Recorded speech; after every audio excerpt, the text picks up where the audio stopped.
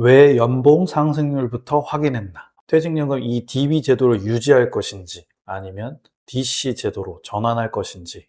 퇴직연금은 내가 가진 자산 중 가장 큰 덩어리인 경우가 있습니다. 퇴직연금 DB 제도에 가입되어 있는 직장인입니다. 정년은 어느 정도 보장되는 회사고 앞으로 약 10년 정도 더 근무할 수 있다고 합니다. 그런데 요즘 큰 고민이 하나 생겼습니다. 퇴직연금 이 DB 제도를 유지할 것인지 아니면 DC 제도로 전환할 것인지. 그 이유는 회사 동료들이었습니다. 한 동료는 코스피에 투자해서 수익을 많이 냈습니다. 매도 타이밍을 놓쳐서 많이 빠지긴 했지만 그래도 여전히 많은 수익입니다. 또 다른 동료는 S&P 500 ETF에 투자해서 만족하고 있다고 하고, 또 어떤 동료는 커버드콜 ETF를 투자하면서 건물주처럼 매달 월세 받는 기분이라며 만족하고 있었습니다. 가만히 있었던 것은 아닙니다. ISA에서는 S&P 500과 나스닥 100 ETF를 조금씩 투자하고 있었고, 미국에 상장된 SPY, QQQ 이런 것도 조금씩 모으고 있었습니다. 그러다 문득 이런 생각이 들었습니다.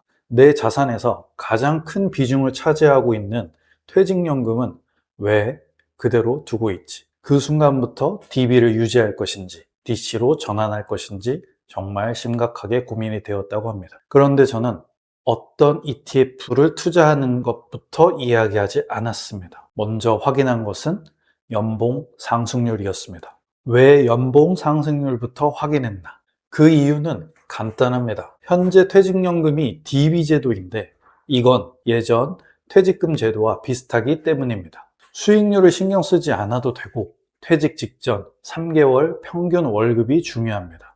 즉 앞으로 승진 가능성이 높고 연봉이 꾸준히 오른다면 굳이 DB를 포기할 이유가 없을 수도 있죠.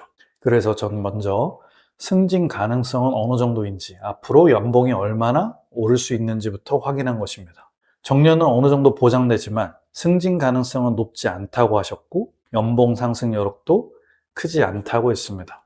그렇다면 저는 개인적으로 연봉 상승률이 연 5% 넘기 어려운 환경이라면 DC 전환도 충분히 고민해 볼 만하다고 생각합니다. 물론 이것은 절대적인 기준이 아닙니다.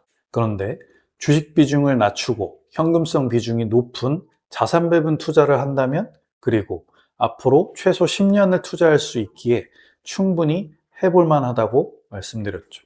물론 낮더라도 연봉 상승률이 시중금리보다 높다면 DB제도 유지도 맞을 수 있다고 했습니다. 결국 DB에서 DC로 전환하기로 결정했습니다. 하지만 중요한 것은 DC로 전환하는 자체가 아닙니다. 왜 전환했는가였습니다. 회사 동료들이 수익을 냈다고 해서 무조건 따라가는 것이 아니라 자신의 연봉 상승 가능성, 앞으로 투자할 수 있는 기간, 그리고 투자 성향까지 함께 고려했습니다. 퇴직연금은 내가 가진 자산 중 가장 큰 덩어리인 경우가 있습니다. 그래서 어떤 ETF에 투자하는 것보다 나에게 맞는 제도를 먼저 선택하는 것이 중요합니다. 그리고 그 다음이 투자 방법입니다. 투자는 지인의 방법을 따라가는 것이 아니라 내가 오래 할 수 있는 방법을 찾는 과정이라고 생각합니다. 감사합니다.